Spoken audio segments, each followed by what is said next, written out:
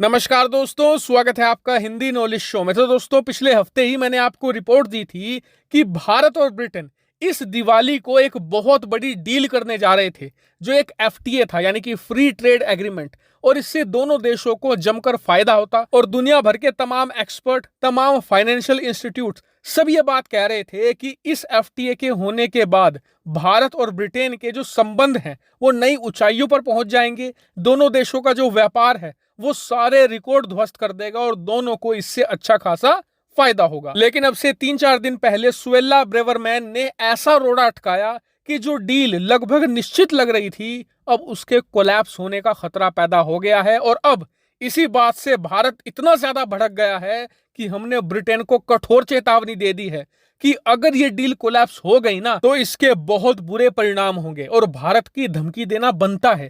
क्योंकि जो ब्रिटेन की गृह मंत्री है सुएल्ला ब्रेवरमैन, इन्होंने ना सिर्फ रोड़ा अटकाया है बल्कि भारत और भारतीयों की सरासर बेइज्जती भी करी है। दरअसल इनके भारतीय होने के बावजूद इन्होंने खुलकर यह बयान दिया कि ब्रिटेन को भारत के साथ एफटीए नहीं करना चाहिए, क्योंकि इसके तहत भारतीय लोगों को ज्यादा वीजा मिलेंगे, भारत का सर्विस सेक्टर बढ़ेगा। और जो भारतीय लोग होते हैं ना, इनकी एक बहुत खराब आदत है, ये ओवर स्टे करते हैं, यानी कि 6 महीने के वीजे पर ये 1-1 साल तक ब्रिटेन में टिके रहते हैं, हमारे समाज में गलत चीजें भी करते हैं। जी हाँ, दंगे तक का आरोप इन्होंने भारतीय लोगों पर लगाया है।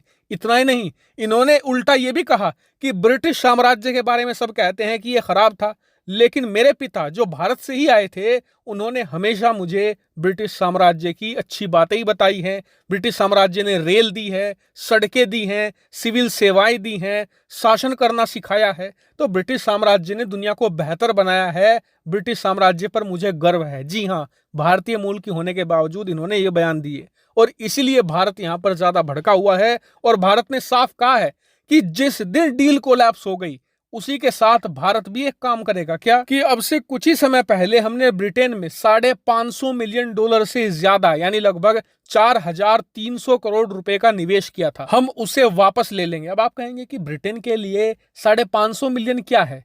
तो बात 550 मिलियन की नहीं है। बात यह है कि ये 550 मिलियन हमने निवेश कैसे किए थे। हमने इन पैसों से ब्रिटेन में फैक्ट्री लगाई थी, जैसे कि HCL, विप्रो, इन्फोसिस, इसके अलावा जो सीरम इंस्टीट्यूट ऑफ इंडिया है, इसके अलावा और दर्जनों ऐसी कंपनियां थी जो वहां पर काम करने वाली थी। और इसमें बताया जा रहा था कि ब्रिटेन के अंदर 6 से लेकर 7,000 लोगों को नौकरियां मिलनी है। भारत उसे भी वापस कर देगा, यानी कि ब्रिटेन से 7,000 नौकरियां एक झटके में साफ होंगी। इसके अलावा भारत के साथ संबंध खराब होंगे, वो अलग। इतना ही नहीं, कई एक्सपर्ट ये भी कह रहे हैं कि भारत इतना गुस्सा है कि ब्रिटेन के अंदर भविष्य में निवेश भी ना करे। और ब्रिटेन के लिए सबसे बुरी बात यह है कि भारत ब्रिटेन के लिए हमेशा हमेशा के लिए दरवाजे बंद कर सकता है, क्योंकि भारत की एक बहुत बड़ी मार्केट है। भविष्य में ये 10 गुना और बढ़ेगी। उस समय ब्रिटेन भारत के सामने गिड़गिड़ा कर भी आएगा, भारत कोई भी एफटीए साइन नहीं करेगा। हम ब्रिटेन को अपनी मार्केट में कभी घुसने नहीं देंगे। इतना ही नहीं, कुछ सोर्सेज ये भी कह रहे हैं कि भारत इस बात से नाराज नहीं है कि ब्रिटेन डील कैंसिल करना चाहता है, भारत के साथ डील नहीं करना चाहता। इस बात से भारत को दिक्कत नहीं है।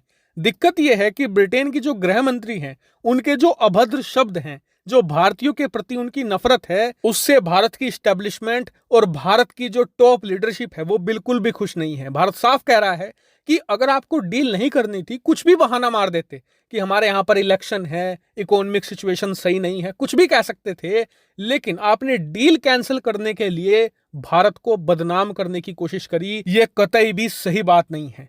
हालांकि अब आप मुझे कमेंट करके बताइए कि क्या भारत को ब्रिटेन के साथ ये एफटीए करना चाहिए या नहीं। फिलहाल इस वीडियो में इतना ही। Thank you very much for watching video.